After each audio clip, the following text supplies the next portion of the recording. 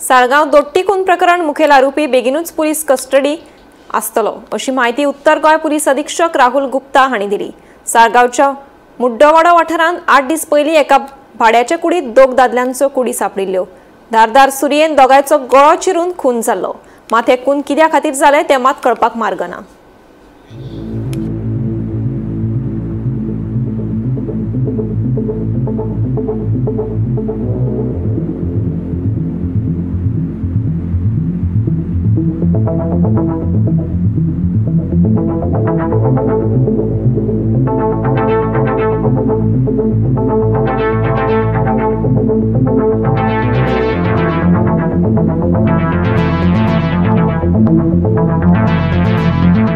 Inquiry चालू है, आप चालू करेंगे, उसने बुलाया सब लोगों को। हाँ, एसडीपीओ बिचौलियों में उसकी इंक्वायरी। तो सालिगांव केस का कुछ सुना है? हो जाएगा, बहुत जल्दी हो जाएगा। ठीक है, थैंक यू सर।